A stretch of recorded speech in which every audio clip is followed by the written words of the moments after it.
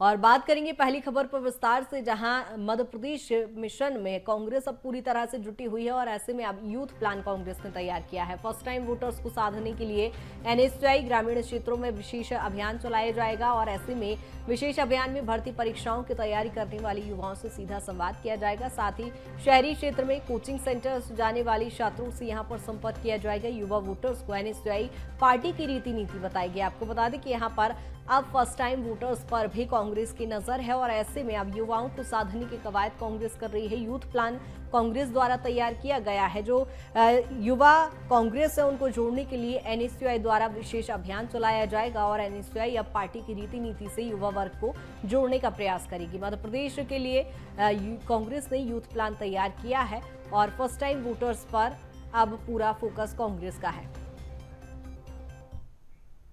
वहीं मध्य प्रदेश कांग्रेस अब युवा मतदाताओं को जोड़ने के लिए ग्रामीण क्षेत्रों में अभियान चलाएगी। भर्ती परीक्षाओं की तैयारी करने वाले युवाओं से सीधा संवाद किया जाएगा और साथ ही शहरी क्षेत्र में कोचिंग सेंटर जाने वाले छात्रों से संपर्क किया जाएगा। साथ ही उन्हें पार्टी की रीति नीति बताई जाएगी।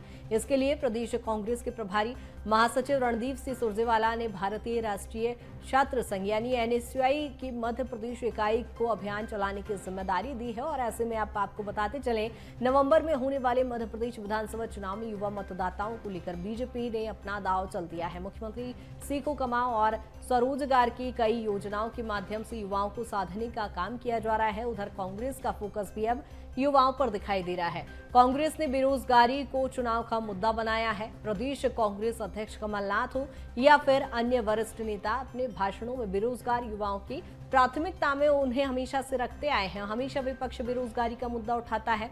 दरअसल पार्टी जानती है कि युवाओं का साथ लिए बिना सत्ता की राह आसान नहीं होगी और इसीलिए पटवारी भर्ती परीक्षा हो या अन्य भर्ती परीक्षाओं की गड़बड़ी को उठाकर ये संदेश देने का प्रयास किया जा रहा है कि पार्टी युवाओं की भावनाओं को समझती है और यही कारण है कि सरकार में आने पर भर्ती परीक्षाओं की जांच कराने की भी घोषणा कर दी गई है। आरोप पत्र में भी भर्ती के नाम पर हुई गड़बड़ियों को आधार बनाकर शिवराज सरकार को घेरने का यहाँ पर प्रयास किया जा रहा है। यानी दोनों ही दलों का फोकस युवाओं पर है।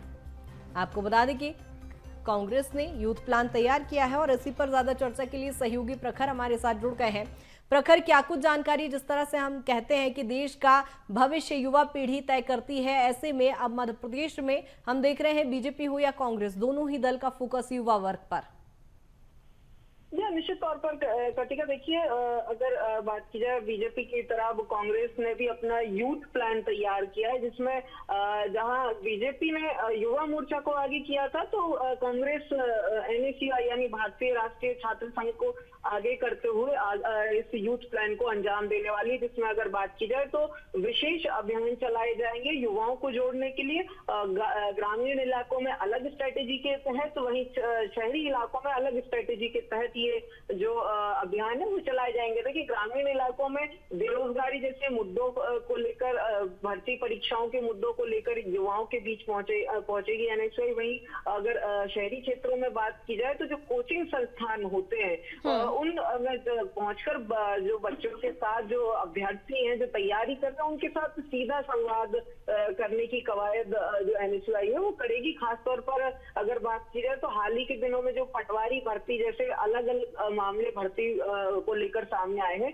उनको पूरी तरीके से उठाने की कोशिश है। देखिए, ये क्यों इतनी कवायद की जा रही ये भी समझना काफी दिलचस्प हो जाता है। देखिए, अगर बात की जाए तो मध्य प्रदेश में युवा वोटरों की संख्या 1,48,00,000 के आसपास है, यानी बड़ा वर्ग जो है वोटर्स का वो है। और अगर बात की जाए ये जो मतदाता पुनर्निरीक्षण का काम अभी संपन्न हुआ है, इसमें अगर बात की जाए तो लगभग 7 लाख मतदाता पिछले 2 महीनों में जो है वो युवा बड़े जिनकी जो उम्र है वो 18 से 29 है, यानी बड़ा वर्ग जो फर्स्ट टाइम वोटर्स का है। तो ऐसे में जो है कांग्रेस का फोकस युवाओं पर जो है वो हमें पहले भी दिख रहा था, बेरोजगारी जैसे। बिल्कुल प्रखर, लेकिन मध्य प्रदेश की राजनीति में हम अक्सर ही देखते आए हैं विपक्षी पार्टियों द्वारा बेरोजगारी का मुद्दा तो उठाया जाता है, लेकिन वहीं बात करें सत्ता पक्ष की तो प्रदेश सरकार की ओर से तमाम वो योजनाएं हैं जो युवाओं के लिए चलाई जा रही हैं। चूंकि सत्ता पक्ष में होने के चलते योजनाएं लाना लाजमी भी है, लेकिन ऐसे में कांग्रेस का ये यूथ प्लान सही सफल साबित हो पाएगा? देखिए, निश्चित तौर पर जो आपने जिक्र किया कि बीजेपी इस तरीके की कई योजनाएं लेकर आई है और सरकार में होने के कारण उसको वो काम करते हुए दिखाई भी दे रही, खासतौर पर सीखो कमाओ योजना जैसी योजना है।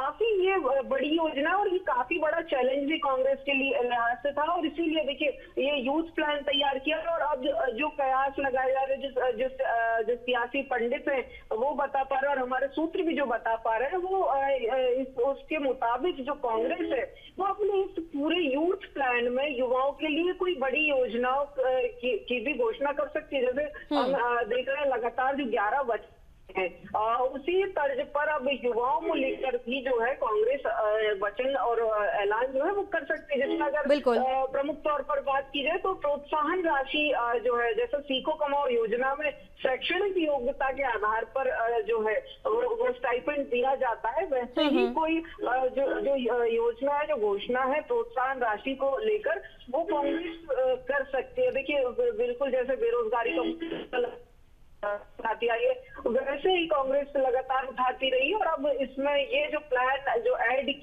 जोड़ा जा रहा है, इस प्लान के तहत अब एक्शन में कांग्रेस आएगी। तो अब ऐसे बिल्कुल प्रखर, यानी ये कहना गलत नहीं होगा कि दोनों ही राजनीतिक दल कवायदे पूरी कर रहे हैं। देखने वाली बात होगी आखिर युवा वोटर्स किसका साथ देते हैं, ये तो चुनावी परिणाम ही बता पाएंगे। बहुत शुक्रिया तमाम जानकारी के लिए।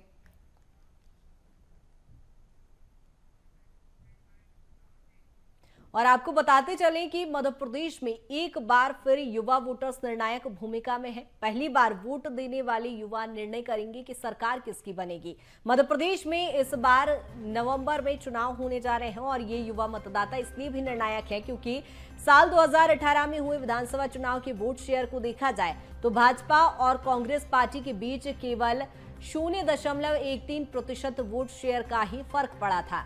इस बार 18 से 19 वर्ष की आयु के पहली बार के मतदाता कुल मतदाताओं का यदि हम आंकड़ा देखें तो 2.68% है, और मध्य प्रदेश में कुल मतदाता देखें तो 5,44,52,522 युवा मतदाता हैं। पुरुष मतदाता देखें तो 2,81,26,191 मतदाता हैं। वहीं महिला मतदाता 2,62,49,587, थर्ड जेंडर 1,326 है और पहली बार के वोटर्स 18,86,000 है। यानी आपको बताते चले कि फर्स्ट टाइम वोटर्स की भी संख्या अच्छी खासी तादाद में है और कहीं ना कहीं ये वोटर्स निर्णायक भूमिका में होते हैं। 18,86,000 युवा वोटर्स हैं जो फर्स्ट टाइम वोटर डालेंगे। आपको बता दें कि और इसीलिए दोनों ही राजनीतिक दलों का फोकस फर्स्ट टाइम वोटर्स पर दिखाई दे रहा है। आपको बता दें कि मध्य प्रदेश में युवा मतदाता इस बार निर्णायक भूमिका में दिखाई देगा।